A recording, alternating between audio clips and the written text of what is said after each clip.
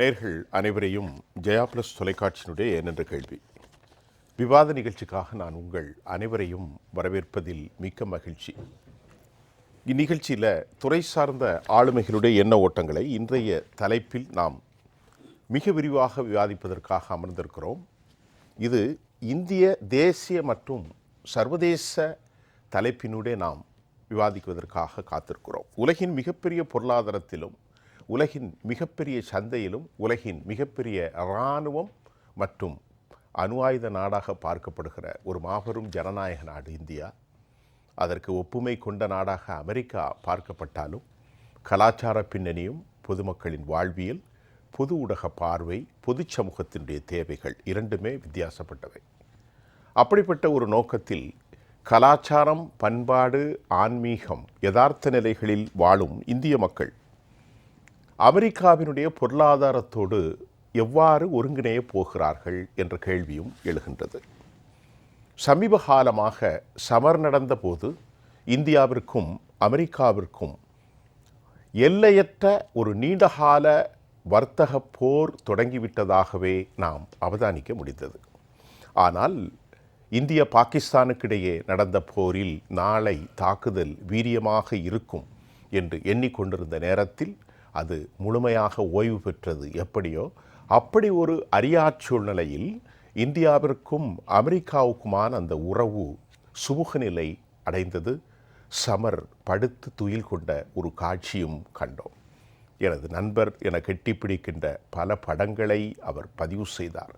இருந்தாலும் கூட எல்லையற்ற அவரின் வன்போக்குகள் காரணமும் இங்கே எதிரொலித்தது. ஆம், ஒரு பாசிட்டிவான சிந்தனை, நல்ல சிந்தனை, யதார்த்த சிந்தனை, செழுமை சிந்தனைக்கிடையே அமெரிக்க அதிபர் டொனால்ட் ட்ரம்ப் நாங்கள் கண்காணிக்கின்றோம். இந்தியா ரஷ்யாவோடான வர்த்தகத்தை மறுஉருவாக்கம் செய்வதில் எமக்கு எந்தவிதமான நாட்டமோ ஆர்வமோ அல்ல. இந்தியா அண்டர் சர்வேலைன் என்கின்ற ஒரு புள்ளியை அவர் வைத்திருக்கிறார். உண்மையில் இந்தியாவிலே பலர் கேட்பது, உலக வர்த்தகத்தின் 32 டிரில்லியனை கொண்ட அமெரிக்கா, 4 டிரில்லியனை கொண்ட இந்தியா 500 பில்லியன் வர்த்தகத்தை எப்படி சாத்தியமாகும்? இதற்கிடையில் அமெரிக்காவுடைய வேளாண் துறை அமைச்சர் ஃப்ரோலின் ஃப்ராங்க் தனது கருத்தில் அமெரிக்காவின் கிராமப்புற விளைச்சல் பொருட்கள் இந்திய சந்தைகளிலே மிகப்பெரிய அளவிற்கு நமக்கு இடத்தை வாங்கி கொடுத்திருக்கிறது என வர்ஜீனியாவிலிருந்து புகழாரம் சூட்டுவதும், இன்றைக்கு ஃபியூஸ் கோயல் வெளியே அறிவித்திருக்கிற இந்த அறிவிப்பானை எதை காட்டுகிறது? பரஸ்பரம் இரு நாடுகளும் மரியாதை, விட்டு கொடுத்தல் அடிப்படையில் நம் தேசத்தினுடைய அனைத்து நலன்களும் காக்கப்பட்டதா? தொங்கி நின்றிருக்கக்கூடிய ஏராளமான கேள்விகளுக்கு விடை தேடும் ஜெயா பிளஸின் இந்த நிகழ்ச்சிக்காக எங்களுடைய சிறந்த ஆளுமை பாலாஜி சந்திரமோகன், அயலக செய்தி மற்றும் அது குறித்து சர்வதேச பகுப்பாய்வாளர். சார் வணக்கம். வணக்கம் சார். நம்மிடத்தில் இன்று சிறப்பு விருந்தினராக பாரதிய ஜனதாவினுடைய செய்தி தொடர்பாளர், ஓய்வு பெற்ற இந்திய அரசு பணி ஐஏஎஸ்ஸிலிருந்து மத்திய அரசு பணிகளிலிருந்து ஓய்வு பெற்ற கண்ணியத்துக்குரிய கல்வியாளர் திரு ராஜகோபால். ஐயா வாங்க. வணக்கம். சர்வதேச அரசியல் மற்றும் மத்திய கிழக்கு மட்டுமல்ல, உலக நிகழ்வுகளை தன் வாய்களில் மூலம் உலகின் பல பகுதிகளுக்கு பகுப்பாய்வாளராக எம்மோடு பேசுகிற கசாலி அவர்களை நான் வரவேற்கிறேன். பொது உடைமை ஆர்வலர், நீண்ட நெடிய அரசியல் அனுபவம் கொண்ட கண்ணியத்துக்குரிய திரு நெய்வேலி பாலு அவர்களையும் வரவேற்கிறேன். வணக்கம். ராஜகோபால் சார், இந்த நிகழ்ச்சிக்கு வந்ததுக்கு ரொம்ப சந்தோஷம். பாரதிய ஜனதாவின் செய்தி தொடர்பாளராக நீங்கள் முதல்ல சொல்லுங்களேன், இந்த அக்ரிமெண்ட்டு நமக்கு எப்படி ரெண்டு தரும்? இந்த இந்தியாவுக்கும் அமெரிக்காவுக்கும் உள்ள இந்த வர்த்தக ஒப்பந்தம்ன்றது, இந்த ட்ரேட் டீல், ஓகே, இந்தியாவுக்கு எப்படி பயனுள்ளதாக இருக்கும் அப்படின்றத நம்ம கவனிக்கணும். ஆமாம் சார். இப்போது ஏற்கனவே இந்தியாவுக்கும் அமெரிக்காவுக்கும் நல்ல ஒரு வர்த்தக உடன்பாடு இருந்து வருகின்றது. புதுசாக ஒன்றும் நம்ம இன்றைக்கி தான் வர்த்தகம் தொடங்க போகிறோன்றது கிடையாது. சரி. இப்போ இருக்கிற சூழ்நிலையில் பார்த்தீங்கன்னாக்கா சுமார் $130 பில்லியன் நம்ம வர்த்தகம் இருந்ததுன்னா அதில் நமக்கு $45 பில்லியன் நமக்கு சர்ப்ளஸ் இருக்குது. அமெரிக்காவோட நம்ம சர்ப்ளஸில் இருக்கும். அப்போது நம்ம இருக்கிற அந்த சர்ப்ளஸ் நமக்கு அந்த சர்ப்ளஸ் இல்லைன்னா என்ன ஆகுன்றதை முதல்ல கவனிக்கணும். அந்த சர்ப்ளஸ் நமக்கு இருக்கிறதுனால தான் நம்முடைய ரூபாய் அமெரிக்க டாலரோடு அதை பார்க்கும்பொழுது சரி ஒரு ஸ்டேபிள் ஒரு சரியான ஒரு நிலைமையில் ஒரு நிலைப்பாட்டில் இருக்குது. அது குறைஞ்சிட்டே வந்ததுன்னா நம்ம இறக்குமதி செய்யும் எல்லா பொருட்களுக்கும் நம்ம விலை உயர்ந்து போயிடும் நம்ம நாட்டில். அப்போது நீங்கள் வாங்குகிற ஆயில், நீங்கள் வாங்குகிற பெட்ரோல், நீங்கள் வாங்குகிற மற்ற சாமான்கள் எல்லாத்துக்குமே விலை அதிகமாச்சுன்னா இங்கே இருக்கிற மக்கள் தான் அதிகமாக அவதிப்படுவார்கள். ஆகவே அமெரிக்காவோடு இருக்க வேண்டிய அது ஒரு முக்கியமான ஒரு ரூபாயுடைய நிலைப்பாட்டை நீங்கள் வந்து ஒரு ஸ்டேபிளாக வைக்கணும் அப்படின்னா இது அவசியம். ரெண்டாவது, நம்முடைய பல ஏற்றுமதியாளர்கள் அமெரிக்கா மார்க்கெட்டை தான் நம்பி இருக்காங்க. அதை தான் இப்போ வந்து இந்த டீலில் நமக்கு 50%லேருந்து இப்போ 18% குறைக்கும் பொழுது அந்த எக்ஸ்போர்ட்ஸுக்கெல்லாம் ஒரு நல்ல வாய்ப்பு ஏற்படுது. சரி, அப்போ அந்த வாய்ப்பு ஏற்படுவதனால் அவர்களுக்கு இங்கே அவர்களது தொழிற்சாலைகளை, அவர்களது தொழில்களை இங்கே வளமை அடைவது செய்வதற்கு அவர்களுக்கு வாய்ப்புகள் இருக்குது. அமெரிக்கா உற்பத்திகளை இந்தியாவில், அதாவது அமெரிக்க மக்களுக்கு தேவையான அந்த பொருட்களை இந்தியாவில் உற்பத்தி செஞ்சு அமெரிக்காவுக்கு நம்ம ஏற்றுமதி செய்கிறோம். அந்த பொருட்களை நம்ம ஏற்றுமதி செய்ய முடியலைன்னா வேறு நாடுகள்லேருந்து அந்த ஏற்றுமதி போகும். அப்போ நமக்கு எப்படி வேலை வாய்ப்பு கிடைக்கும்? அந்த வேலை வாய்ப்பு நமக்கு கிடைப்பதற்கு ஒரு முக்கிய இது வழிகோலுவதாக நம்ம இந்த ட்ரேட் டீலை பார்க்கணும். மூணாவது, இப்பொழுது இன்னைக்கு இருக்கிற சூழ்நிலையில் அமெரிக்கா ஜப்பான், சவுத் கொரியாவுக்கு அடுத்ததாக நமக்கு தான் குறைஞ்ச டாரிஃப் கொடுத்துருக்காங்க, 18%. ஆமாம், இதை விட மற்ற நாடுகளுக்கெல்லாம், ஆசியாவில் இருக்கிற பிற நாடுகளுக்கெல்லாம் இதை விட அதிகமாகத்தான் அவர்கள் அந்த டாரிஃப் ரேட்டை அவர்கள் அமைத்திருக்கின்றார்கள். அப்படி நாம் பார்த்தோம் என்றால் இந்தியாவிற்கு ஒரு சலுகையை அந்த வர்த்தகத்தில் நமக்கு கிடைத்திருக்கின்றது என்று தான் நாம் பார்க்க வேண்டும். சரி, அந்த சலுகையை பயன்படுத்தி கொண்டு நம்முடைய ஏற்றுமதிகளை மேலும் நாம் அதிகரிக்க முடியும். இது ஒரு முக்கியமான ஒரு இதுவாக பார்க்கணும். நாலாவது, நம்ம ரொம்ப கவனமாக இருக்க வேண்டியது எங்கே இருக்க வேண்டியதுன்னா, இப்போ WTOன்ற ஒரு அமைப்பில் நம்ம ஏற்கனவே இருந்தோம். அந்த WTOன்ற அமைப்பில் இருந்தோம். அதில் பல நாடுகளும் இருந்தாங்க. அப்போ வந்து சைனா அதில் வந்து பெரிதும் அதில் அது வர்த்தகத்தில் வளர்ச்சி அடைவதற்கு, சைனா வந்து வளர்ச்சி அடைவதற்கு ஒரு பெரிய காரணமாக இருந்தது WTO. ஏன்னா பல நாடுகள் வந்து சைனாவிலேருந்து இறக்குமதி செய்ய வேண்டிய ஒரு சூழ்நிலை ஏற்பட்டது. ஏன்னா சைனாவுடைய பொருட்கள் வந்து விலை குறைவாக கிடைத்த காரணத்தால். இப்பொழுது என்ன ஆகுதுனாக்கா, எந்த நாடுகளுக்கு அதிகமாக டாரிஃபு, எந்த நாடுகளுக்கு குறைவான டாரிஃப்னு இப்போ US வந்து டிட்டர்மின் பண்ணும் பொழுது நமக்கு வந்து ஒரு பெரிய அட்வான்டேஜ் கிடைக்கக்கூடிய வாய்ப்பு அமைந்திருக்கின்றது. இது ஒரு பக்கம் வர்த்தகத்தை பொறுத்த வரைக்கும். ஆனால் இந்த சூழ்நிலை எப்படி அமைஞ்சிருக்குன்றதையும் நம்ம பார்க்கணும். ரொம்ப முக்கியமான ஒரு கேள்வியை நம்மெல்லாம் மறந்துடுறது என்னென்னா, இன்றைக்கி இருக்கிற சூழ்நிலை நமக்கு ரொம்ப சாதகமான சூழ்நிலையில் நம்ம இந்த டீலை அமைச்சிருக்கோம். ஏன்னா அமெரிக்காவுக்கு யூரோப்போட ஒரு ட்ரேட் டீல் இன்னும் அமையலை, முடிவாகலை. அமெரிக்காவுக்கு சைனாவோட ஒரு ட்ரேட் டீல் இன்னும் முடிவாகலை. இப்படி இருக்கிற ஒரு சூழ்நிலையில் இந்தியாவோட அவங்க கொடுக்கக்கூடிய அந்த டேர்ம்ஸ் அண்ட் கண்டிஷன்ஸ்ன்னு சொல்கிறோம் இல்லையா, அந்த டீலுக்கான டேர்ம்ஸ் அண்ட் கண்டிஷன்ஸ் ரொம்ப சாதகமாக அமையக்கூடிய வாய்ப்பு இன்றைக்கி இருக்குது. சரி, இன்னும் ஒரு 6 மாதங்களுக்கு பிறகு அவர்கள் யூரோப்போட ஒரு நல்ல ட்ரேட் டீல் அமைச்சிட்டாங்க அப்படின்னா இந்தியாவுக்கு அதே மாதிரி ஒரு சாதகமான ட்ரேட் டீல் கண்டிஷன்ஸ் கிடைக்குமான்றது ரொம்ப சந்தேகம் தான். திரு ராஜகோபால், அமெரிக்காவுடைய இந்த அதிபர் மூலம் ஈரோப்பில் இதுவரைக்கும் வரலாற்றில் இல்லாத முரண்கள், அதை எப்படி சொல்கிறது, ஒரு டிஸ்சன்ஸ் அமங் த 2 நிலங்களுக்கு எதிரான தலைவர்களுக்கு, நேட்டோவில் இருந்தாலும் அவர்களுக்கு எதிராக அவர் பேசுகிறது முறையில், கடுமையான போர் முறுவல், ரஷ்யா மட்டுமல்ல சீனா. இந்த நேரத்தில் இந்தியாவை இவ்வளவு கடுமையான வார்த்தைகளால் பதிவு செய்துவிட்டு உடனடியாக இந்த அக்ரிமெண்ட்டுக்கு வந்தது தான் எப்படி நீங்கள் பார்க்குறீங்க? அவர் வந்து கடுமையான வார்த்தைகள்ன்றது வந்து அவருடைய நம்ம நடவடிக்கைகள் எப்படி இருக்குன்றதை நம்ம வந்து விவாதிக்காமல் இருப்பது நல்லது என்று நான் நினைக்கிறேன். எப்படி? ஏன்னா அவர் ஒரு மனிதர். அந்த மனிதருடைய நடவடிக்கைகள் எப்படி இருக்குன்றது நம்ம வந்து விவாதிப்பதனால் நமக்கு எந்த பலனும் கிடையாது. சரி, ஆனால் இன்னைக்கு இருக்கிற சூழ்நிலையில் அவர் வந்து நமக்கு சாதகமாக செயல்படுகின்றார் என்பதை தான் நம்ம கவனிக்க வேண்டும். சாதகமாக செயல்படுறதா நினைக்கிறீங்க? அப்படி இல்லை, அதை செயல்படுவதற்கான வாய்ப்புகளை நாம் அதிகரிச்சிருக்கோம். எப்படின்னா, நம்ம வந்து ஓராண்டு காலமாக அவர்களும் வந்து நம்ம மேலே எவ்வளவோ ப்ரெஷர்லாம் கொண்டு வரணும்னு பார்த்தாங்க. ஆனால் அந்த ப்ரெஷரை நம்ம வந்து அதுக்கு நம்ம ஈடு கொடுக்காத, அந்த ப்ரெஷரை நம்ம வந்து எதிர்கொண்ட காரணத்தால் அவங்களால் அதை நம்மளை ப்ரெஷரைஸ் பண்ண முடியல. இல்லை, இப்போது பொதுவாக எதிர்கட்சிகள் ஒரு டிஸ்சன்ட் வாய்ஸ், ஒரு hectic voice is going on. அவங்க எம்பிஸ் இடையில் அவங்க ஒரு காரணத்தை சொல்லப்பட்டது. அந்த காரணம் ஏற்புடையதா? நீங்கள் ஒரு அயலக தொடர்பானவர், ஜெஃப்ரி எப்ஸ்டீனுடைய இந்த விவகாரத்தில் இந்தியாவை சிக்க வைக்கப் போகிறார்கள். இதற்காக சில மிரட்டல் நடவடிக்கைகளில் ஈடுபட்டார்கள். எதிர்க்கட்சி என்ன சொன்னாங்க? தி demand to the opposite party, Indian prime minister must come forward and disclose everything what was happen behind the screen. இல்லை, அதாவது எப்ஸ்டீன் விவகாரத்தெல்லாம் இப்போ நீங்கள் கொண்டு வந்து இல்லை, ஒரு கேள்வியா நீங்கள் அதை செயல்படுத்தணும், அதனால் அவசரமாக வந்துச்சா அப்படின்னு கேள்வி. அதுக்கும் இதுக்கும் நிச்சயமாக சம்பந்தம் கிடையாது. இதுக்கு முக்கியமாக காரணமாக இருந்தது நம்ம யூரோப்போட போட்ட டீல் தான். நம்ம யூரோப்போட நமக்கு ஏற்பட்ட அந்த வர்த்தக ஒப்பந்தத்தால் அமெரிக்கா வந்து இந்தியாவோட இப்போ ஒப்பந்தத்தை கொண்டு வரதுக்கு அவங்க ரொம்ப முனைப்பாக இருந்து அதை முடிச்சு கொடுத்தாங்க. நல்ல அருமையான இடத்துல கொண்டு நிறுத்திட்டீங்க. அப்படி இருங்க, யூரோப்போட போட்ட டீலை வந்து நினைவுபடுத்திட்டாங்க. திரு நெய்வேலி பாலு வணக்கம். நீங்கள் சொல்லுங்கள், ஒரு பொது உடைமை அலுவலரா ஐயா சொன்னதெல்லாம் கேட்டிருப்பீங்க, நீங்கள் சொல்லுங்கள், இந்தியாவுக்கும் அமெரிக்காவுக்குமான இந்த ஒரு இடதுசாரிகிட்ட கேட்டது தான் கரெக்டாக இருக்கும். பொதுவாக வர்த்தக ஒப்பந்தம்னா இருதரப்பும் ஏற்றுக்கொண்டு இருக்கக்கூடியது தான் வர்த்தக ஒப்பந்தம். இப்போ அண்மை காலத்தில் குறிப்பாக ஒரு 6 மாதத்திற்குள்ளே எடுத்தால் அமெரிக்காவுக்கும் இந்தியாவுக்கும் இருக்கக்கூடிய உறவு வந்து மிக மிக மோசமான நிலையில் இருந்தது. ஏன்னு கேட்டால் பாகிஸ்தான் தாக்குதலை சிந்து தாக்குதலை பொறுத்த அளவில் ட்ரம்ப் வந்து நான் தான் பாகிஸ்தானையும் இந்தியாவிற்குமான சமாதான ஒப்பந்தத்தை ஏற்பாடு பண்ணேன் என்று கிட்டத்தட்ட 60-70 தடவை சொல்லிவிட்டார். இப்போ கூட கடைசியாக வரைக்கும் ஒரு 10 நாள் முன்னாடி கூட சொன்னார். ஆனால் இந்திய தரப்பிலிருந்து இதுவரை பாஜகவினுடைய சார்பில் ஒருத்தர் கூட அதை ரெஃப்யூட் பண்ணல. கிடையாது, ட்ரம்ப்பு அதில் ஒன்றும் தலையிடல அப்படின்னு சொல்லலை. இது நேரடியான ஒரு ஸ்டேட்மெண்ட்டே கிடையாது.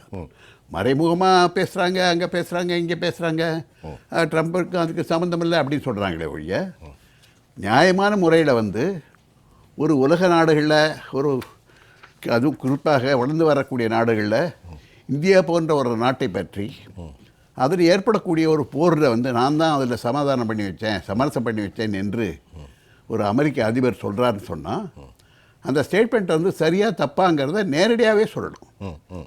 அப்போ என்ன பண்ணணும்னா இந்திய அரசாங்கத்தினுடைய வெளியுறவுத்துறையோ இல்லை வெளியுறவு அமைச்சரோ என்ன சொல்லணும்னா இந்த மாதிரி அமெரிக்கன் பிரசிடென்ட் சொல்வது சரியல்ல அப்படின்னு நீங்கள் சொல்லணும். அப்போ இது வரைக்கும் அந்த மாதிரியான நேரடியான ஒரு பதிலே இல்லை. அவங்க அப்பப்போ அங்கங்கே இங்கே சொல்லிகிட்டு இருக்காங்க ஒன்று. இப்போ இது எதை காட்டுகிறது என்று சொன்னால் அப்போது அமெரிக்காவை வந்து ஏன் நேரடியாக அவர் சொல்லக்கூடிய தவறான தகவல்களை அதை மறுத்து பேசக்கூடிய ஒரு துணிச்சல் ஏன் இந்த அரசுக்கு இல்லை, பாஜக அரசுக்கு இல்லை என்று என்னுடைய கேள்வி. சரி, அது சொல்லணும் அவங்க. சரி, அதே மாதிரி இன்னொன்று, இப்போ இந்த வர்த்தக ஒப்பந்தத்தில் என்ன சொல்கிறார் அவர், இனிமேல் வெனிசுலாவிலேருந்து இந்தியாவா வாங்கும், அமெரிக்காவிலேருந்து வாங்கிறது குறையும், இதெல்லாம் சொல்கிறார். நான் என்ன சொல்கிறேன்னா இந்த நாட்டினுடைய வர்த்தகம் என்ன என்பதை இந்தியா சொல்லணும். அமெரிக்காவோ இல்லை வேறு எந்த நாடும் சொல்ல முடியாது. ஒப்பந்தம் போட்டு கொண்டு இருக்கலாம். ட்ரம்ப் வந்து இனிமேல் இந்தியா வந்து அங்கே இருந்தால் வாங்கணும்னா அது என்ன அர்த்தம்? அது சரி, அப்போது இந்தியாவிற்கென்று தனியாக அவர்களுக்கென்று ஒரு சுயேட்சையான ஒரு நிலைப்பாடு இல்லையா? அதே மாதிரி இன்னொன்று பார்த்தீங்கன்னு சொன்னால் நீங்கள் வந்து ரஷ்யாவிலேருந்து நீங்கள் பெட்ரோல் க்ரூடை வந்து நீங்கள் இறக்குமதி பண்ணீங்கன்னு சொன்னால் நான் 150% வரி போடுவேன் அப்படின்னு மிரட்டுறார். அப்போது ஒரு இன்டர்நேஷ்னல் பாலிட்டிக்ஸில் ஒரு பெரிய அளவுக்கு இருக்கக்கூடிய ஒரு பெரிய வல்லரசு என்று சொல்லக்கூடிய அமெரிக்கா வந்து நேரடியாக நம்மை கொச்சைப்படுத்தக்கூடிய முறையில் அவங்க தொடர்ந்து பேசிகிட்டு இருக்காங்க. இது ஒரு தடவை இல்லை, சிந்தூர் மட்டும் இல்லை, இன்றைய வரையில். அப்புறம் இன்னொரு விஷயம் என்னென்னா, இப்போ ஒரு வாரத்துக்கு முன்னால் நம்முடைய பார்லிமெண்ட்டில் என்ன நடந்ததுன்னு நமக்கெல்லாம் தெரியும். சரி, அதை அப்போது எதிர்க்கட்சி தலைவர் வந்து ஒரு பிரச்சனையை சொல்கிறார். இந்தியாவுடைய இராணுவ தலைவராக இருக்கக்கூடியவர் ஒரு புத்தகம் எழுதியிருக்கிறார். அந்த புத்தகத்தில் சீனா வந்து இந்தியாவுடைய எல்லைகளை ஆக்கிரமித்திருக்க என்று அவர் எழுதியிருக்கிறார் அப்படின்னு சொல்கிறாங்க. இந்த கேள்வி வந்து வெளியில் கேட்க முடியாது. ஏன்னு கேட்டால் பார்லிமெண்ட் மெம்பர்ஸுக்கு தான் ஒரு இம்யூனிட்டி இருக்குது. அதாவது உள்ளே வந்து அவங்க எந்த பிரச்சனையும் பேசலாம், வெளியில் பேச முடியாது. ஏன்னு கேட்டால் அந்த புத்தகம் தடை செய்யப்பட்ட புத்தகம். தடை செய்யப்பட்ட புத்தகத்தை வெளியில் பேசினா அது வந்து it will attract penal action. கண்டிப்பாக அதுதான் வந்து சட்டப்பூர்வமான நிலைமை அதான். ஆனால் பார்லிமெண்ட்டில் அந்த உறுப்பினர்களுக்கு இருக்கக்கூடிய அந்த ஒரு உரிமை என்பது யாருமே தடுக்க முடியாது. அப்போ அதை சொல்லும்போது நம்ம என்ன எதிர்பார்க்குறோன்னு சொன்னால் இந்தியா வந்து அதை நேரடியாக எதிர்த்து அதுக்கு பதில் சொல்லணும்னு நம்ம எதிர்பார்க்குறோம். நான் அப்படி தான் இந்திய அரசாங்கத்தை நான் எதிர்பார்க்குறேன். மோடியாக இருக்கட்டும், வேறு யார் இருந்தாலும் சரி. இன்றைக்கு வந்து அந்த மாதிரி வந்து ஒருத்தர் சொல்லும்போது அதை வந்து எதிர்த்து நம்ம பேசணும். ரைட், அப்படியெல்லாம் கிடையாது. அந்த புத்தகத்தில் ஒருவேளை இருந்தாலும் கூட, நாங்கள் தடை பண்ணியிருந்தாலும் கூட அதில் இருக்கக்கூடிய விவரங்கள் தவறு என்று நேரடியாக சொல்லணும். அதை விட்டுட்டு தடை செய்யப்பட்ட புத்தகத்திலேருந்து நீங்கள் கோட் பண்ணக்கூடாதுன்னு எப்படி சொல்ல முடியும்? இல்லை, அது பார்லிமெண்ட் ஆக்டில் cannot be discussed. அதை நம்ம அதை பேச முடியாது. அந்த ரூல்ஸ் எப்படி இருக்கு?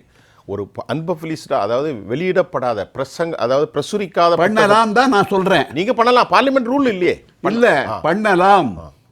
பார்லிமெண்ட் வெளியிடப்படாத எந்த ஒரு இப்போ ஒரு இந்தியாவிற்கு இன்னொரு நாட்டுக்கு ஒரு ஒப்பந்தம் வச்சுருக்கேன்னு வச்சுங்களேன், அதில் பல பகுதிகள் வந்து சீக்ரெட்டாக இருக்கும். அது சீக்ரெட் என்று சொல்லி அரசாங்கம் அதை கான்ஃபிடென்ஷியல்னு சொல்லிடுச்சுன்னு சொன்னால் அதை நீங்கள் பொது வழியில் கோட் பண்ண முடியாது. ஆனால் அதை பார்லிமெண்ட்டில் கொஸ்டின் பண்ண முடியும். கொஸ்டினை எடுக்க முடியாது. இது பார்லிமெண்ட் ரூல்ஸ் அப்படிங்கிறத behalf of the representatives made very clear statement. அப்படி தானே சார்? அப்படிதான், வெரி கிளியர். அதான் உண்மை. நம்ம பேசுவோம், இடையில பேசுவோம். டிஃபென்ஸ் காரிடார் மற்றும் இந்தியாவினுடைய பாதுகாப்புத்துறை நிபுணர், இந்த அக்ரிமெண்ட்டை எப்படி பார்க்குறேன்? எனக்கு ஒரு கேள்வி திரு சந்திரமோகன். ரஷ்யாவுடைய தொழில்நுட்பத்தை நாங்கள் பெறுகிறோம். ரஷ்யாவினுடைய புட்டின் இந்தியாவுக்கு வருகிறார், அக்ரிமெண்ட் போடுறார். SU-34, SU-35, SU-57 எல்லாத்துலேயுமே நாங்கள் அதை பற்றி ஒரு அக்ரிமெண்ட் நடக்கலை, எக்ஸ்பெக்டிங் லாட். ஆனால் ஒரு ப்ரெஷரைஸ் கொடுத்து ரஷ்யா உடனே பேச போனால் எந்த மாதிரியான கிரெம்லின் மாளிகை நேற்று ஒரு பாசிட்டிவான சிக்னல் கொடுத்துருக்காங்க. அவங்க பொருளை யார்கிட்டையும் வாங்கிடுவாங்கன்ற மாதிரி சொல்லியிருக்கிறாங்க. இருந்தாலும் உள்ளுக்குள் ரணமும் வேதனையும் இருக்கத்தானே செய்யும். எப்படி பார்க்குறீங்க? சரி, அதாவது ஆக்சுவலாக பார்த்தீங்கன்னாக்கா ஒரு விசித்திரமான ஒரு விஷயம். அதாவது புத்தின் வந்துட்டு போன போது பார்த்தீங்கன்னாக்கா ஒரு தனிப்பட்ட முறையில் சொன்னோன்னா எனக்கு அமெரிக்கன் நியூஸ் ஏஜென்சிஸ் நிறைய பேர் ஃபோன் பண்ணாங்க. சரி, என்ன ஒப்பீனியன். இப்போ ட்ரம்ப்போட டீல்னா போது ரஷ்யன் நியூஸ் ஏஜென்சிஸ் நிறைய பேர் ஃபோன் பண்ணுறாங்க. என்னன்னு RT போன்றவர்கள். RT.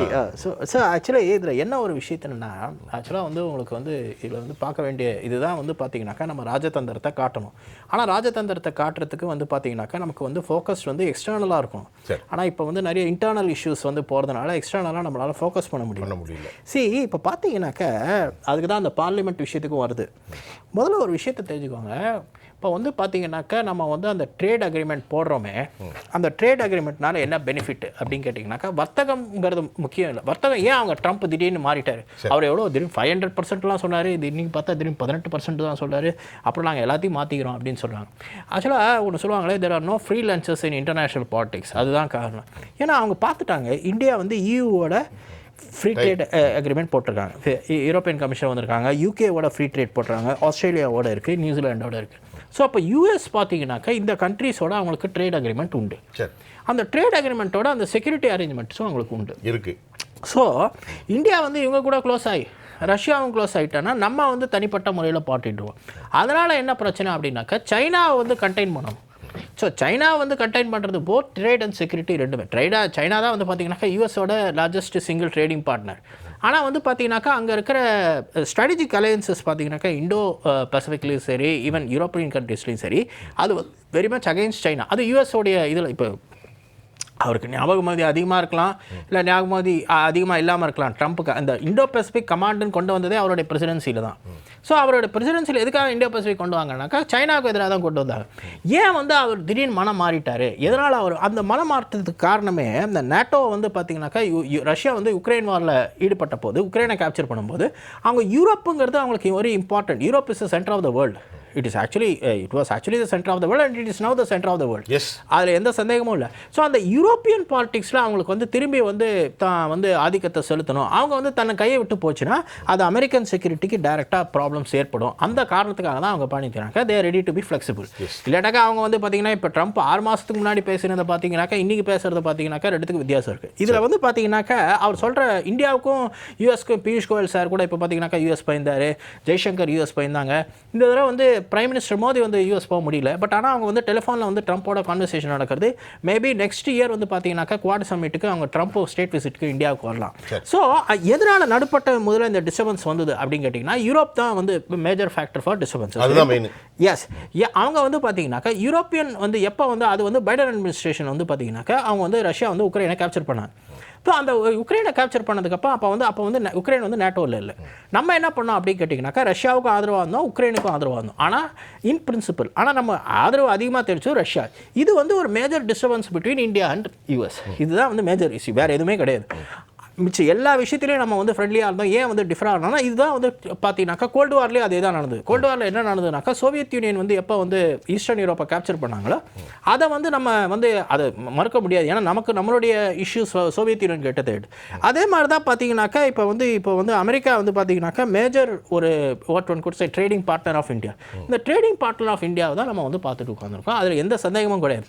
அதுக்கான மேஜர் டிஸ்ரப்ஷன் பார்த்தீங்கன்னாக்கா அந்த ரஷ்யா உக்ரைன் வார் தான். இப்போ 18%ங்கும்போது சில ஐட்டம்ஸுக்கு இந்த ஒப்பந்தத்தினுடைய முக்கிய அம்சத்தை பார்க்கும்போது நீங்கள் பாருங்கள், டிஸ்டில்லஸ் தானியங்கள், கால்நடை தீவனங்கள், சிவப்பு சோளம், அது மாதிரி ட்ரீ நட்ஸு, பதப்படுத்தப்பட்டது, இதுக்கெல்லாம் 0% இந்தியாவில் ஆக்கியிருக்காங்க. அவங்க இம்போர்ட் பண்ண நம்ம நாடு அவங்களுடைய இறக்குமதிக்கு 0%. ஆனால் நம்ம நாட்டு பொருளுக்கு ஸ்டேபிளாக 18 தான் வச்சிருக்காங்க. அதில் அப்போ அங்கேயும் 0% ஆக்கணும்ல. அப்படி பண்ண முடியாது. அது வந்து ஆக்க முடியாது. இல்லை ஆக்க முடியுங்கிறத விட அவங்களுக்கு வேறு சில இஷ்யூஸ் இருக்குது. இப்போ வந்து பார்த்தீங்கன்னாக்கா அவங்க வந்து இந்த ட்ரேட் டெஃபிசிட்டுங்கிறது வந்து பார்த்தீங்கன்னாக்கா அது 45 பில்லியன் தானே. பட் இருந்தால் கூட ட்ரேட் ஆயிரக்கணக்கான 45 பில்லியன் தானே. இல்லை 45 பில்லியன்கிறது அவங்களுக்கு சாதாரணமாக இருக்கலாம், நமக்கு ஒரு பெரிய விஷயம் இல்லைங்களா. இல்லை நாம தானே அதிகமாக எக்ஸ்போர்ட் பண்ணுறோம். பட் ஆனால் அந்த ட்ரேட் டெஃபிசிட்டுங்கிறது இது. அதே மாதிரி ஆஸ்திரேலியா நியூசிலாண்டோடையும் நமக்கு ட்ரேட் டெஃபிசிட் உண்டு. அதனால தான் வந்து பார்த்தீங்கன்னாக்கா நம்ம ஃப்ரீ ட்ரேட் அக்ரிமெண்ட் போடவே இல்லை. இந்த ஒரு காரணங்களெல்லாம் மிஞ்சிட்டு நம்ம வந்து ட்ரேட் அக்ரிமெண்ட் போடுறோம்னா அதுக்கு ஏதாவது ஒரு ரீசன் இருக்கணும். ஏதாவது ஒரு ஸ்டாண்டர்ட் ரீசன் என்னென்னா நம்ம வந்து யூஎஸ் வந்து இதுக்காக இந்த ட்ரேட் அக்ரிமெண்ட்டுக்கு நம்மளும் வளைஞ்சு கொடுக்குறோம் அப்படின்னு கேட்டால் நமக்கு ஸ்ட்ராட்டஜிக் பார்ட்னர்ஷிப் ஏற்படுத்துகிறோம். அந்த ஸ்ட்ராட்டஜிக் பார்ட்னர்ஷிப் எப்போ எடுத்துப்பட முடியும்னா ஏன்னா அந்த செக்யூரிட்டி ரீசன்ஸ்க்காக தான் பார்த்தீங்கன்னாக்கா ட்ரேடை நம்ம கொஞ்சம் அட்ஜஸ்ட் பண்ணுறோம். வேறு எந்த விஷயம் முக்கியம். சரி சார், நாங்கள் எல்லாத்தையும் பார்த்துட்டீங்க, உங்கள் கருத்து. சரி, ரொம்ப சிம்பிள். எப்படின்னா அமெரிக்கா நம்மளை அடிக்கிறாங்க, நம்ம அடி வாங்கிட்டு இருக்கோம் அப்படிங்கிறீங்க. ரொம்ப சிம்பிளாக என்னென்னா இப்போ 2025 மிட் வரைக்கும் இல்லை போன ஏப்ரல் வரைக்கும் அதை வச்சுக்கலாம். அதுக்கு முன்னாடி இந்தியா யுஎஸ்ஏ இம்போர்ட் எக்ஸ்போர்ட்டில் நம்ம வந்து எக்ஸ்போர்ட் வந்து அதிகம். சரி, ஒரு 2024-25 அதில் எடுத்திங்கன்னா ஒரு 60 பில்லியனுக்கு வந்து நம்ம எக்ஸ்போர்ட். ஓகே சரி, அங்கே 45 பில்லியன், 141 பில்லியன் வந்து அதில் வந்து நம்ம தான் 87 பில்லியன் அதிகரிக்கும், நம்ம அதிகம். ஓகே, அங்கேருந்து வர்றது வந்து கொஞ்சம் கம்மி.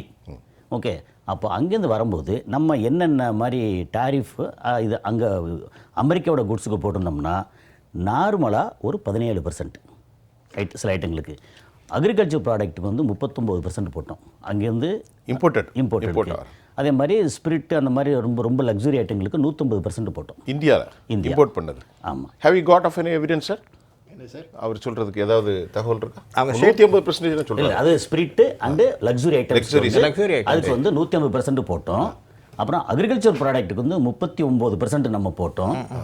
39 அமெரிக்காவிலேருந்து இறக்குமதி பண்ண. ஸோ என்ன இறக்குமதினாலும் சில ஐட்டங்களுக்கு நம்ம வந்து ரொம்ப ஸ்டப்பானாக இருந்தோம். காரணம் நம்ம இந்தியாவோட மெயின் இன்கம் அமெரிக்கா மாதிரி இல்லை. அமெரிக்கா வந்து பெரிய பெரிய ஃபார்மர்ஸ் எப்படின்னா ஒரு ஆயிரக்கணக்கான ஏக்கர்ஸ் வச்சு அவங்க வந்து பண்ணுவாங்க. 100 ஏக்கர் 200 ஏக்கர் வச்சிருப்பான். நம்ம அப்படி இல்லை. நம்ம வந்து தனித்தனி குடும்பங்கள் வந்து அக்ரிகல்ச்சரில் இருக்காங்க. ஸோ அக்ரிகல்ச்சர் அப்படிங்கிறது இது வந்து not only business, not only வணிகம் மட்டும் இல்லை, இது வந்து வாழ்க்கை. அப்படிங்கும்போது நமக்கு இந்த அக்ரிகல்ச்சர் ப்ராடக்ட் ரொம்ப ரொம்ப முக்கியம். அப்படின்ற சூழலில் நம்ம வந்து அதை பாதுகாக்கிறதுக்கு தான் 39% வந்து அக்ரி ப்ராடக்ட்டுக்கு போட்டிருந்தோம். அப்புறம் இங்கேருந்து அமெரிக்கா போச்சு அப்படின்னா சில ஐட்டங்கள் 0, சில ஐட்டங்கள் 3%, சில ஐட்டங்கள் 5% அப்படின்னு அவங்க, அதாவது இந்தியாவிலேருந்து எக்ஸ்போர்ட் ஆகி போகிற ப்ராடக்ட்டுக்கு, இந்தியன் ப்ராடக்ட் இருக்கு இல்லையா, அதுக்கான வரி வந்து ரொம்ப ரொம்ப கம்மியாக இருந்தது. ஓகே, இப்போது திடீர்னு 25% ஆக்குனார். அதுக்கப்புறம் ரஷ்யாவோட ஆயில் வாங்குறதுக்காக பெனால்ட்டின்னு 25% போட்டு 50% சொல்லியிருந்தார். இப்போ மொத்தத்துக்கு எல்லாத்தையும் அபாலிஷ் பண்ணிவிட்டு 18% அப்படின்னு சொல்கிறாரு. ஸ்டேபிளா. ஓகே, அப்போ இது வந்து ஸ்டேபிளாக 18% அப்படிங்கிறது நமக்கு வந்து ஏற்கனவே நம்ம பண்ணிட்டு இருந்தோம் இல்லையா, அதில் நஷ்டம் நம்பர் 1. அப்புறம் இன்னொரு பெரிய நஷ்டம் என்னென்னா அங்கேருந்து வர்றதுக்கு 0% ப்ளஸ் அக்ரிகல்ச்சர் ப்ராடக்ட் இருக்கு இல்லையா, அதுக்கு வந்து 0% அப்படிங்கிறது வந்து நம்ம உண்மையிலேயே இந்தியாவோட ஃபார்மர்ஸ், ஓகே, விவசாயிகள், விவசாய ப்ராடக்ட் இது எல்லாமே வந்து ரொம்ப வீணாக போக போகிறோம் அப்படிங்கிறதுக்கான அறிகுறி இது. இல்லை, இப்போ ஃபியூஸ் கோயல் தான் சில ஐட்டம்ஸ் சொல்லியிருக்காரு. நான் ராஜகோபால் சார், இப்போ ஃபியூஸ் கோயல் என்ன சொல்லியிருக்காரு, இப்போ நிறைய பால் ப்ராடக்ட்டு, டைரி ப்ராடக்ட்டு, கோழி, சீஸு, சோயா பீன்ஸு, காய்கறிகள், வெஜிடபிள்ஸ், மீட்டு, இன்னும் விவசாய பால் பொருட்கள், புகையிலை இதுக்கெல்லாம் நமக்கு சமரசம் செய்யலைங்கிறாரு. இப்போ சில ஐட்டங்கள் இப்போ ஆரம்பிக்கிறது எப்படின்னா மொத்தத்துக்கு 100% ஆரம்பிக்கிற மாதிரி இல்லாமல் முதல்ல அக்ரிகல்ச்சர் ப்ராடக்ட்னாலே நமக்கு வந்து இவ்வளோ வச்சுருந்தது. இப்போ சில ஐட்டங்களுக்கு ரைட் ஓகே நாங்கள் வந்து 0% ஆக்கிட்டோம், அதுக்கப்புறம் கொஞ்சம் கழிச்சு அப்புறம் மாற்றுவோம் அப்படிங்கிற ஒரு விஷயம்தான். என்றைக்கு நம்ம காம்ப்ரமைஸ்னு இறங்கிட்டோமோ அன்னைக்கு வந்து இந்தியா வந்து உண்மையிலேயே இந்த எப்ஸ்டீன் ஃபைலாக இருக்கட்டும், அவர் வந்து அனில் அம்பானி அங்கே போய் இப்போ பேசினதாக இருக்கட்டும், இது எல்லாம் சேர்ந்து இப்போ சமீபத்தில் என்ன செய்தி வந்தது, அதானிக்கு வந்து அரெஸ்ட் வாரண்ட்டு அங்கே அமெரிக்காவிலேருந்து கொடுத்துருக்காங்கன்னு செய்தி வந்து எல்லாத்தையும் காம்ப்ரமைஸ் பண்ணி டோட்டலாகவே நம்ம இந்தியாவை அடமானம் வச்சுட்டோம் அப்படிங்கிறது தான் இன்னைக்கு இருக்கக்கூடிய Adani is an individual man. அதுக்கும் இந்தியாவுடைய அரசாங்கம், இந்தியாவோட முகமே அதானி தானே. அப்படி நம்ம இப்போ எதிர்க்கட்சிகள், இடதுசாரிகள், மற்றவர்கள் பேச்சுக்கு பேசலாம். ஆனால் எல்லாருக்கும் தெரிஞ்ச விஷயம், அவர் நம்ம பிரைம் மினிஸ்டர், உங்களுக்கும் அவர் தான் பிரைம் மினிஸ்டர், எனக்கு அவர் தான் பிரைம் மினிஸ்டர், இவருக்கும் அவர் தான். ஆனால் அவர் நடந்துக்கிட்டது வந்து மெயினாக இந்திய மக்களுக்காக வந்து பண்ணாங்களோ இல்லையோ அதானி அம்பானிக்காகத்தான் மெயினாக பண்ணாங்க அப்படிங்கிறது எல்லாருக்கும் தெரிஞ்ச விஷயம். அதில் அவருக்கு ஒரு பிரச்சனை அப்படிங்கும்போது இவருக்கு வந்து துடிக்குது. அப்போது அவருக்காகத்தான் மெயினாக அவர் சார்ந்த இதுக்காக மட்டும்தான் இப்படி பண்ணாங்கிறது குற்றச்சாட்டு. இந்த குற்றச்சாட்டு மறுக்கலாம், ஒத்துக்கரலாம், அது வேறு விஷயம். ஆனால் நம்மளுடைய வாழ்க்கை களவு போயிருக்கு அப்படிங்கிறது தான் என்னோட வாதம். இப்போ திரு ராஜகோபால் சார், இப்போ பொதுவாக இந்தியா வந்து ஒரு இன்னெவிட்டபிள் ஃபோர்ஸ், தவிர்க்க முடியாத சக்தி, இதில் தான் சொல்ல முடியாது. இப்போ அமெரிக்கா இந்த விஷயத்தை தாண்டி, இதை விட்டுருங்க, மக்காச்சோளத்துலேருந்து சோயாபீன்ஸ்லேருந்து அமெரிக்காவுடைய பாலிசி எப்படின்னா இட்ஸ் கைண்ட் ஆஃப் த ஒப்ரஷன். இன்றைக்கி ஈரானில் அதான் நடந்துக்கிட்டு இருக்கு. ஒரு பேச்சுக்கு சொல்ல வரேன், நம்ம யதார்த்தத்தை பேசுவோம். நாமளும் இன்றைக்கி டிஃபென்ஸ் காரிடாரில் ரொம்ப டாப் லெவலில் போயிட்டுருக்கோம். 56,000 கோடிக்கு அசர்பைஜான்லேருந்து எல்லா நாடுகளும், இந்தோனேஷியா வரைக்கும், இது வரைக்கும் இல்லாமல் இந்திய இராணுவ உற்பத்திகளுக்கான எதிர்பார்ப்பு அதிகமாக இருக்கிறது. அப்படித்தானே அமெரிக்காவுடைய இந்த போக்கு, இந்த இந்திய அக்ரிமெண்ட்டை தாண்டி வருங்காலத்தில் இந்தியா வளர்கின்ற தேசம், இன்னும் ஒரு 40 50 நாம் எந்த மாதிரி யுஎஸோடு நடக்கணும்? இப்போ பாருங்கள், பாகிஸ்தான் அவர்களுடைய செல்ல பிள்ளையாக ஒரு டானாகவும் வைத்து கொண்டு தான் இருக்கிறார். அதை நீங்கள் மறக்க முடியாது. ஏன்னா அங்கேருந்து அவர் கூவுறார், நோபல் பரிசு கொடுக்கணும், நோபல் பரிசு கொடுக்கணும். யார் ஒன்று கொடுக்க சொன்னால் நீனே சொல்லிட்டு இருக்கீங்க, யாருமே சொல்லலை. இன்றைக்கி நடந்துச்சு இல்லையா, அரபுகளுடைய என்க்ளேவ் நடக்கும்போது. அமெரிக்காவுடைய போக்கு, ஈரானுக்கு இன்றைக்கி நடக்கக்கூடிய முறுவல், அமெரிக்கா வைக்கக்கூடிய டிமாண்ட் என்னன்னு உங்களுக்கு நல்லா தெரியும். நீ எதுவுமே வைக்காத, நம்ம சுடக்கூடிய குருவி சுட்டுற துப்பாக்கி மட்டும் வச்சுட்டு உட்கார்ந்துட்டு இருப்பா அப்படிங்கிறான். எப்படி பார்க்குறீங்க? இல்லை, இதில் முதல்ல இங்கே பேசப்பட்ட சில கருத்துக்களை நான் வன்மையாக கண்டிக்கிறேன், மறுக்கிறேன். சொல்லுங்கள்.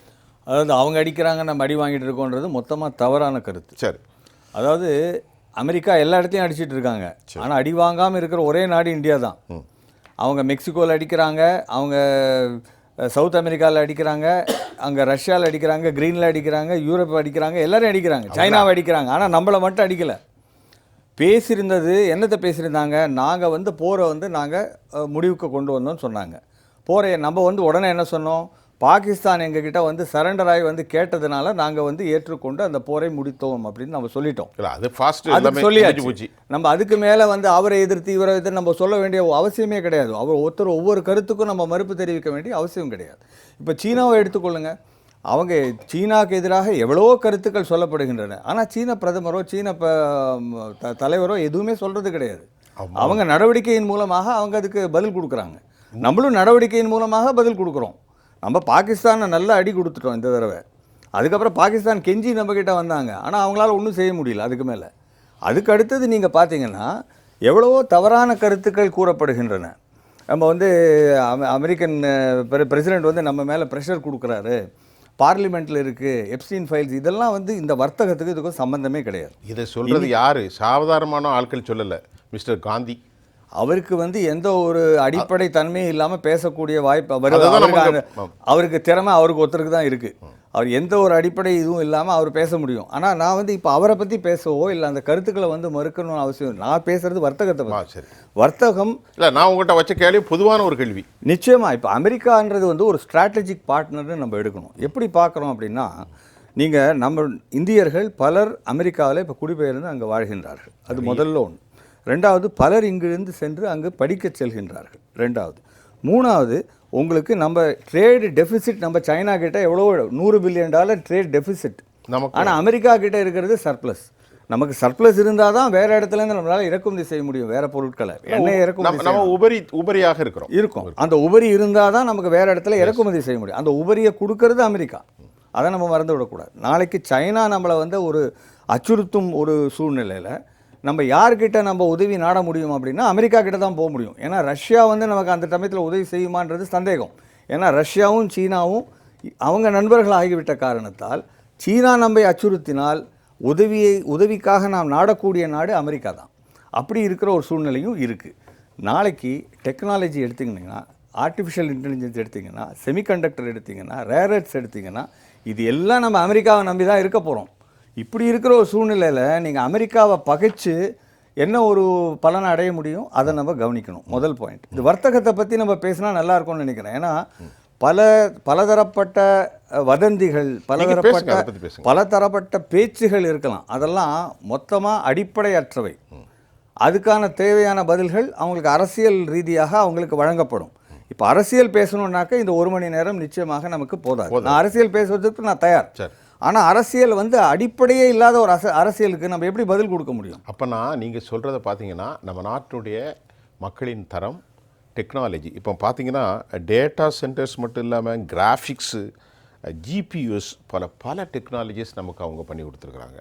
அப்போனா அமெரிக்காவுக்கு நாங்கள் கொஞ்சம் ஃப்ளெக்சிபிளாக போகணும் அப்படிங்கிறீங்க. ஃப்ளெக்சிபிளே கிடையாது. எப்பவுமே வர்த்தகன்றது வந்து வர்த்தகன்றதே வந்து நீங்கள் கொடுக்குறீங்க, நான் வாங்குறேன், நான் கொடுக்குறத நீங்கள் வாங்குறீங்க. நம்ம 2 பேருக்கும் வந்து ஒரு சமரசமான ஒரு உறவுமுறை இருந்தால் தான் வர்த்தகம் நடைபெறும். அந்த சமரசமான உறவுமுறை இல்லாமல் ஒரு சூழ்நிலை ஏற்பட்டதுன்னா எப்படி வர்த்தகம் நடைபெற முடியும்? இப்போ இன்னொரு கேள்வி வருது. உலகத்தில் எல்லா வர்த்தகத்துக்கு மேலே டிஃபென்ஸுக்கு தான் எல்லோரும் இப்போ முக்கியத்துவம் கொடுக்குறாங்க. இது ஒரு கலாச்சாரமாகவே மாறி போய்விட்டது. அப்படித்தானே திரு பாலாஜி? இப்போ நமக்கு அமெரிக்காவுடைய நல்லா கவனிங்க, நீங்கள் சொன்னதுனால நான் சொல்கிறேன், எல்லாம் நமக்கு கிடைக்கும். அப்பார்ட் ஃப்ரம் தேர் இப்போ F-35, அது மட்டும் இல்லை F-16, F-15, GBU 57 இந்த மாதிரி சில விஷயங்களை அதில் நமக்கு முதலாக துருக்கிக்கும் சவுதிக்கும் கொடுக்கும்போது நமக்கு தர்றேன்னு சொல்லும்போது நாம் மறுத்துட்டோம். அப்போ அந்த டெக்னாலஜி தொழில்நுட்ப அறிவையும் கொடுக்குற சோவியத்தை நீங்கள் எப்படி ரெஃப்யூஸ் பண்ண முடியும்? அமெரிக்காவே எனக்கு வேண்டும் என்றால் SU-34 தரேன், SU-35 தரேன், SU-57 தரேன், இந்தியாவில் அசம்பிள் பண்ணுங்க, தொழில்நுட்பத்தையும் தருதுன்னு சொல்லுது. அமெரிக்கா தொழில்நுட்பத்தை தராது. அதாவது சோவியத் யூனியன்றது வந்து நமக்கு வந்து ஒரு நம்பகமான ஒரு பார்ட்னர். நிச்சயமா சார். பல ஆண்டு காலமாக, பல 50 ஆண்டு காலம், இப்போ 60 ஆண்டு காலமாக நீங்கள் பார்த்தீங்கன்னா சோவியத் யூனியன், இப்போ இருக்கிற ரஷ்யா நமக்கு வந்து ஒரு நம்பிக்கையை ஊட்டக்கூடிய, நம்ம நம்பிக்கையாக நம்முடன் எப்பொழுதும் துணை நிற்கக்கூடிய ஒரு நாடாக இருந்து வருகின்றது. ஆனால் நாளைக்கு சீனாவுக்கு நமக்கு ஒரு பிரச்சனை வந்ததுன்னா ரஷ்யாவோட நிலைப்பாடு எப்படி இருக்கும்? பாகிஸ்தானோட பிரச்சனை வரும்போது ரஷ்யா நிச்சயமாக நம்ம வந்து உதவி செய்யும். ஆனால் சீனாவோட ஒரு பிரச்சனை வரும்போது ரஷ்யா வந்து அப்போ அதனுடைய நிலைப்பாட்டை நம்ம சொல்ல முடியும், பட்டும் படாமலும் இருக்கலாம். ஆகவே நமக்கு இன்னொரு நம்பிக்கையான ஒரு நாடு தேவை. இரண்டாவது அதே கேள்வியை நான் கேட்குறேன். சீனாவோடு வருதோ இல்லையோ டிஸ்கிரிபன்சி, நமக்குள்ள முரண்கள், போர், கான்ஃப்ளிக்ட், ஒரு கன்ஃபரன்டேஷன், வாட் எவர் மேபி, பாகிஸ்தானுக்கும் நமக்கும் மீண்டும் வருகின்ற போது அமெரிக்கா நமக்கு என்ன உதவி செய்யும்? இதுக்கு நீங்கள் பதில் சொல்லுங்கள். நமக்கு அமெரிக்கா வந்து நமக்கு எதிரியாக இருக்காது. எதிரியாகத்தானே இருந்துச்சு. இல்லை, ஏன் இல்லை? இந்த முறை ஐடியா கொடுத்தது அமெரிக்கா தானே. இல்லை, இந்த முறையும் வந்து அவங்க நடவடிக்கை எடுக்க முயன்றாலும் கூட அந்த நடவடிக்கையில் அவர்கள் தோல்வியுற்றார்கள் அப்படின்றது உலகத்துக்கே தெரியும். இப்பொழுது இருக்கிற சூழ்நிலை எப்படி மாறி இருக்குன்னா, யூரோப் வந்து பாகிஸ்தானுக்கு எதிராக மாறி இருக்கு, யூரோப்பு இந்தியாவுக்கு சாதகமாக மாறி இருக்கு. அமெரிக்காவும் யூரோப்பும் நிச்சயமாக நண்பர்களாக மாறி விடுவார்கள். ஏன்னா உருசுலா வந்துட்டாங்க, அக்ரிமெண்ட் ஹேட் பீன் சைன், அது முடிஞ்சது, டன்னு. இப்போ வந்து நீங்கள் சொன்ன மாதிரி வர்த்தகம் தான் உலகை ஆளப்போகின்றது என்றால் நிச்சயமாக வர்த்தக அடிப்படையில் இந்தியா என்ற நாடு பாகிஸ்தான் என்ற நாடை விட மிகப்பெரிய நாடு, மிக முக்கியமான நாடு. பாகிஸ்தான் நம்ம கூட கம்பேரே பண்ண முடியாது. அதனால நிச்சயமாக எல்லாரையும் நம்ம தான் நாடுவாங்க. IMFல 4 ட்ரில்லியன் நம்ம தான் நாடுவாங்க சார். IMFல 5 ட்ரில்லியன் தரான்னு சொல்லிக்கிட்டு இருக்காங்க, அதை விட்டுருங்க சார். சொல்லுங்க. இல்லை, இப்போ வந்து நமக்கு சைனா வந்து எதிரியாச்சும் என்ன பண்ணுறது அப்படின்னு இருக்குல்ல. சைனா வந்து முன்னாடி ரொம்ப எதிரியாக இருந்தது. இப்போ வந்து பிரிக்ஸ்க்கு அப்புறம் சைனா நம்மளோட ரொம்ப இணக்கமாக வர்றாங்க நிறைய விஷயங்களில். ஓகே, அது முன்ன இருந்த சைனா வர்றாங்களா, வர்ற மாதிரி இருக்கா? இல்லை, அது சொல்ல முடியாது. வர்ற மாதிரி இருக்கலாம். பிரிக்ஸ் வந்ததுக்கு அப்புறம் வந்து பிரிக்ஸ் வரல தானே, பிரிக்ஸ் ஆரம்பிச்சாச்சு. அது ஆரம்பிச்சாச்சு, முழுமை பெறணும் இல்லை. முன்ன விட இப்போ சைனா நமக்கு மோசமாக, எப்படி பார்த்தாலும் ஒரு நாடும் அவங்கவுங்க நலத்தை பார்ப்பாங்க. நம்மளுடைய நலனை பார்க்குறோமா? இப்போ நம்ம பேசுகிற இந்த ட்ரேடு இருக்கு இல்லையா, இந்த ட்ரேடில் நமக்கு இங்கே சர்ப்ளஸ் கிடைக்குதுங்கிறதுக்காக நம்ம அவங்க எல்லா ப்ராடக்ட்டும் நம்ம வந்து 0% இறக்கிட்டு அதுக்கப்புறம் நமக்கு 18% வரி கொடுத்து அப்படி நம்ம வந்து இழக்க போகிறோமா அப்படி இந்த வர்த்தகம் சொல்லியாச்சுன்னா வர்த்தகம் வந்து ஃபேர். இதுக்கு முன்னாடி என்ன இருந்துச்சோ அதை கண்டினியூ ஆகுதா? அவர் ட்ரம்ப் வந்ததுக்கப்புறம் இஷ்டத்துக்கு எல்லா நாட்டையும் அங்கங்கே வந்து ஏகப்பட்ட பிரச்சனை கொண்டு வந்து என்ன இந்தியா வந்து மதிக்கவே செஞ்சார்.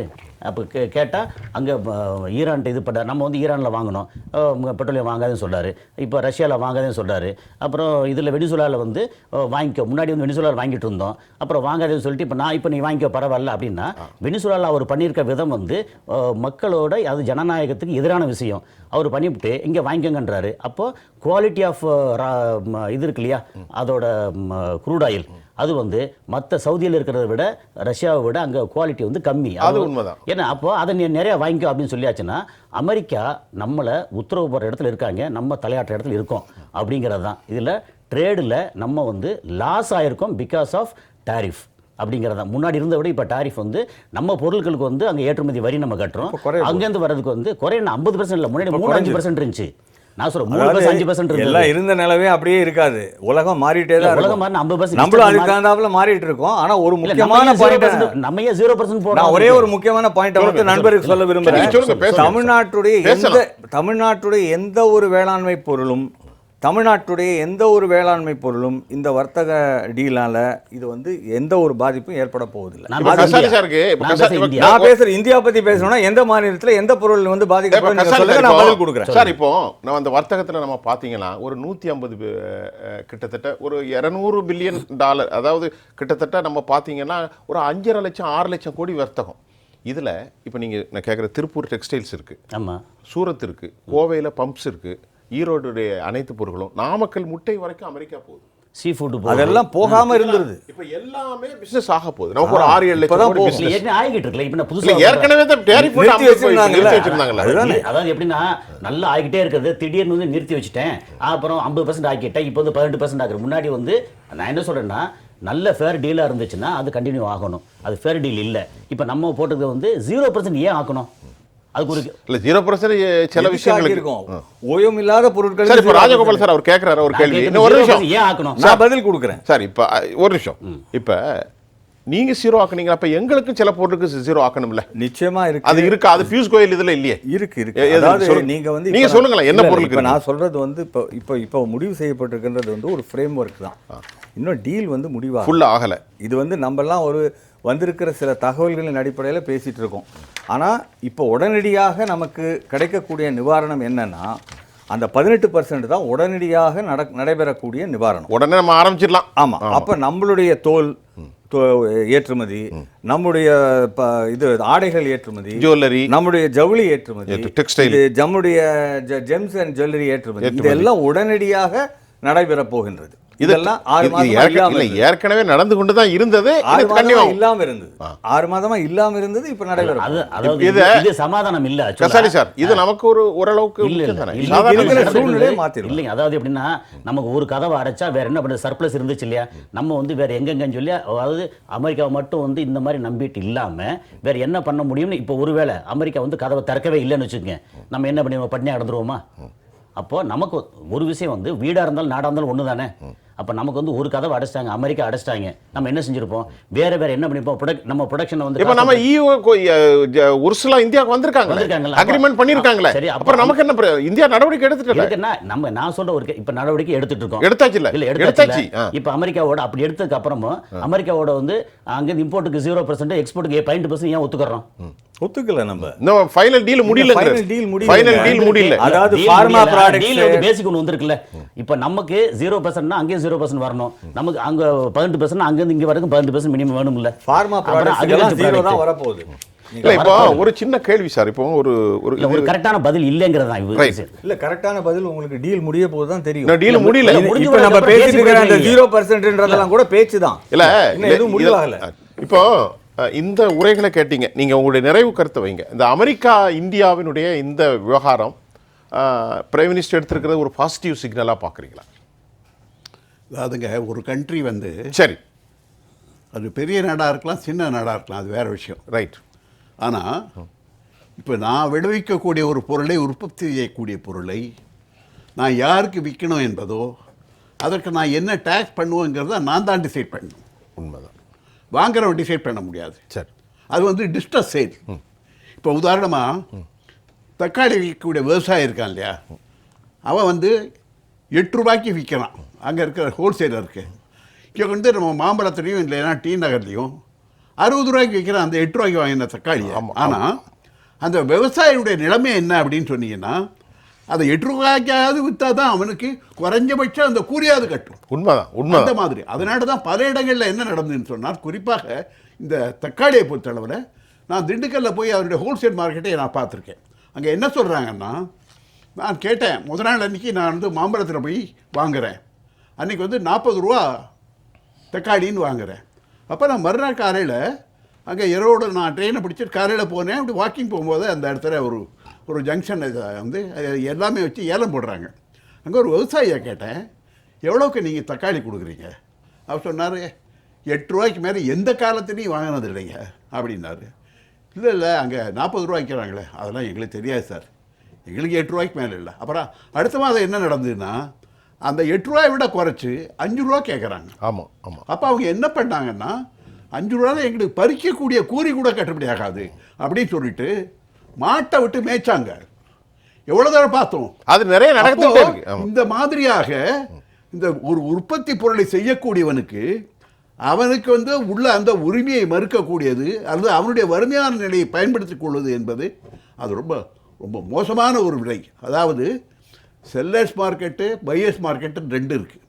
அப்போ என்னன்னு சொன்னீங்கன்னா, பையர்ஸ் மார்க்கெட்டுக்குள்ள என்ன அப்படின்னு சொன்னீங்கன்னா, அவனுக்கு ஒரு தேவை இருக்கும் என்று சொன்னால் செல்லர்ஸ் மார்க்கெட்டு இவனுடைய டேர்ம்ஸை கோட் பண்ணுவான். நான் இவ்வளோ கொடுத்தா தான் ஏன் கொடுப்பேன் அப்படின்னு சொல்லுவான்.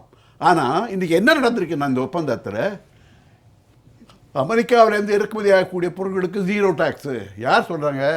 இந்தியா சொல்லணும். ட்ரம்ப் எப்படி சொல்ல முடியும்? ஒரு கேள்வி. அப்புறம் நீங்கள் வந்து இந்த இந்த நம்ம பெட்ரோலியத்தை பொறுத்தளவில் ஒரு 2 வருஷமாக ஓடிட்டுருக்கு. என்ன நடக்குதுன்னா, நீ ரஷ்யாவில் வாங்கக்கூடாது, நீ ரஷ்யாவில் வாங்கினேன்னா ரஷ்யா அந்த படத்தை வச்சுக்கிட்டு உக்ரைனை அடிப்பாங்க அப்படின்னு சொல்கிறீங்க. உக்ரைனை அடித்தான்னா நீ யாரையா சொல்கிறதுக்கு? நான் எனக்கு வந்து ருப்பி பேமெண்ட்டில் ரஷ்யா கொடுக்குறாங்க, ப்ரைஸ் கம்மியாக கொடுக்குறாங்க, எனக்கு எங்கே கம்மியாக கிடைக்குதோ அங்கே தான் வாங்குவேன். That's my right, nobody can question it. அப்போ நீ வந்து ரஷ்யாட்ட வாங்காதேன்னு சொல்லிட்டு அமெரிக்காவோ அல்லது எந்த பெரிய வல்லரசு சொன்னாலும் நான் கேட்கணும்னு அவசியம் இல்லை. என்னுடைய நாட்டினுடைய நலனுக்கு எது தேவையோ அதைத்தான் நான் செய்வேன். அதைத்தான் நம்ம சொல்லிக்கிட்டே இருக்கிறோம் இருந்தோம் மாதிரி தான். அப்படி இல்லாமல் நீங்க இந்த ஒன் சைடடா வந்து அந்த மாதிரியான ஒரு ஒரு ஒப்பந்தம் என்பது வந்து டீல், அது வந்து பேசிக்கலி ஒரே விஷயம் என்னன்னு சொன்னா, யூ லூஸ் யுவர் இண்டிபெண்டன்ஸ்.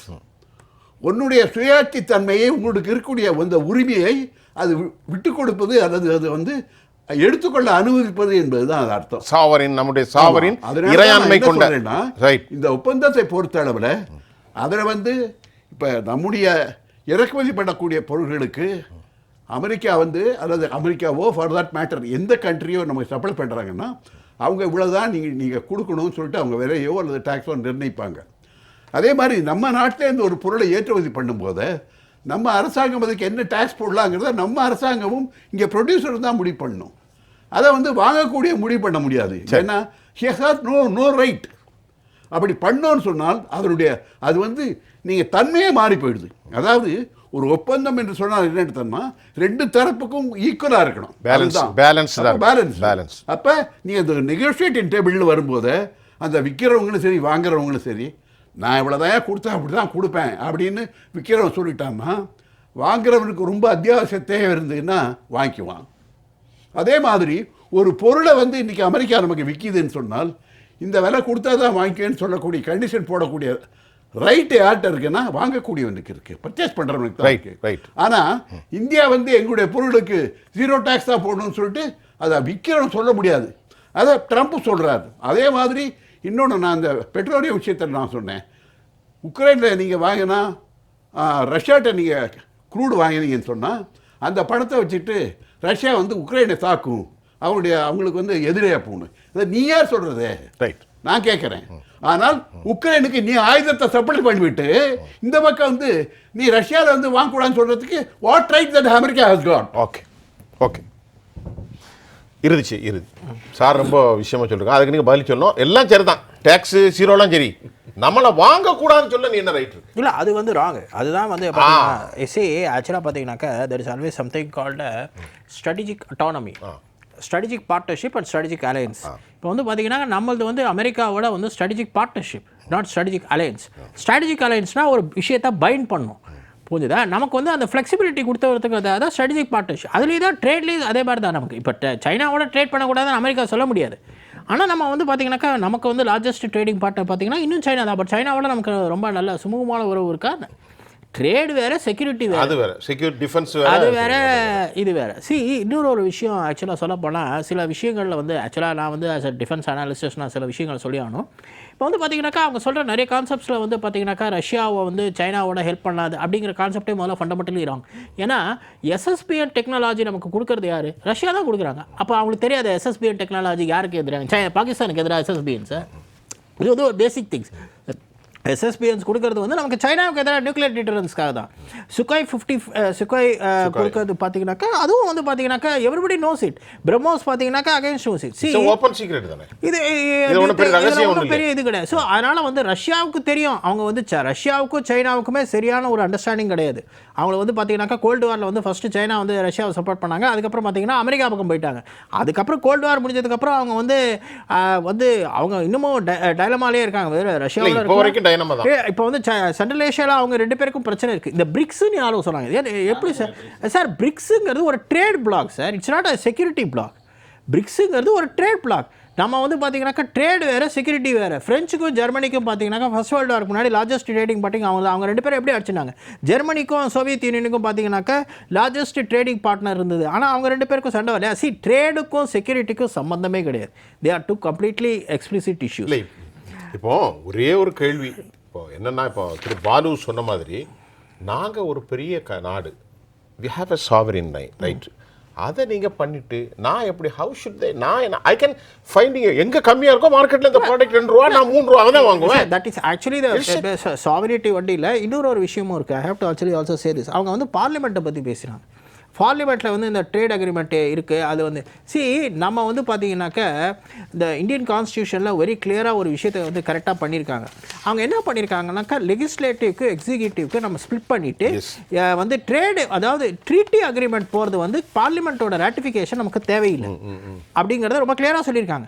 ஆனால் டிஸ்கஸ் பண்ணலாம், ரேட்டிஃபிகேஷன் தெரியல. அது வந்து different from the 1935 government of India act. ஏன்னா அங்கே வந்து பார்த்தீங்கன்னாக்கா அப்போ எக்ஸிக்யூட்டிவ் வந்து பார்த்தீங்கன்னாக்கா can decide defence and foreign, but we don't அதாவது அங்கே இருக்கிற அந்த இஷ்யூஸை வந்து டிஸ்கஸ் பண்ணுறது வந்து இங்கே இருக்கிற எலெக்டட் ரெப்ரசன்டேட்டிவ்ஸ் கிடையாது, லண்டனில் தான். அதுதான் வந்து பார்த்தீங்கன்னாக்கா கவர்மெண்ட் ஆஃப் இந்தியா 1935 ஆக்டுக்கும் 1950 கான்ஸ்டியூஷனுக்கு ஒரு மேஜர் டிஃப்ரென்ஸ். இதெல்லாம் தான் பார்த்தீங்கன்னாக்கா பார்லிமெண்ட்டில் டிஸ்கஸ் பண்ணணும். ஓகேவா? So this is perhaps true. நம்ம வந்து பார்த்தீங்கன்னாக்கா இந்த விஷயத்தில் பார்த்தீங்கன்னாக்கா இந்த ஸ்ட்ராட்டஜிக் பார்ட்னர்ஷிப், ஸ்ட்ராட்டஜிக் அலையன்ஸ் யூஎஸோட ஒரே ஒரு பாயிண்ட் தான் சொல்லுங்க. அதாவது எந்த ஒரு தருணத்திலையும் நம்ம ஒரே நாட்டை நம்பி இருக்க முடியாது. ரைட். ஒரு தருணத்தில் ரஷ்யா நம்மளை கைவிடக்கூடிய வாய்ப்பு இருக்கலாம் அப்படின்ற ஒரு சூழ்நிலை வந்தால் அமெரிக்காவை தான் நம்பி இருக்கணும். அப்போ அமெரிக்கா இந்த மாதிரி ட்ரேட் டீல்லாம் நீங்கள் வந்து மறுத்துட்டு போனீங்கன்னா அமெரிக்கா வந்து உதவிக்கு வராது. அது ஒரு பாயிண்ட். ரெண்டாவது, ரஷ்யன் ஆயிலை வந்து நம்ம வாங்க மாட்டோம்னு எங்கேயும் எழுதி கொடுக்கல. சரி, இன்னைக்கு இருக்கிற சூழ்நிலையில் நம்ம குறைச்சிருக்கோம், நம்ம வாங்கவே இல்லைன்றது கிடையாது. ரைட். நேர்களே, இது ஒரு சர்வதேச செய்திகளோடு இந்தியாவுடைய நடவடிக்கை இன்னும் முழுமை பெறவில்லை. பியூஷ் கோயல் அறிவித்திருக்கிறார்னா அது ஒரு சர்ஃபேஸாக தான், மேலோட்டமாக. இன்னும் முடிவுக்கு வருகின்ற போது இந்தியா அமெரிக்காவோடு ஒரு ஸ்ட்ராட்டஜிக், எந்த அளவிற்கான ஒரு ராஜ்ய ரீதியான உணர்வுபூர்வமான உறவு என்பது வெளிவரும். அப்படித்தானே? நிறைய பேசுகிறோம், இன்னும் நிறைய பேச வேண்டியிருக்கு. அடுத்தடுத்து சர்வதேசத்தை நமது அமர்விலே தவிர்த்து விட்டு நிகழ்ச்சியை நடத்த முடியாது. மிகச் சிறப்பாக எங்களுடைய ஓய்வு பெற்ற IAS அதிகாரி கண்ணியத்துக்குரிய ஐயா ராஜகோபால் அவர்கள் பாஜகவின் செய்தி தொடர்பாளராக வந்தார். அவருக்கு நான் நன்றி தெரிவித்துக் கொள்கிறேன். சர்வதேச பகுப்பாய்வாளர்கள் மரியாதைக்குரிய கசாலி அவர்கள், பொது ஊடக ஆர்வலர் மரியாதைக்குரிய திரு பாலு அவர்கள், அதை போன்று டிஃபென்ஸ் கார்டில் இருந்து நம்முடைய சந்திரமோகன் பாலாஜி, உங்கள் அனைவருக்கும் நன்றி.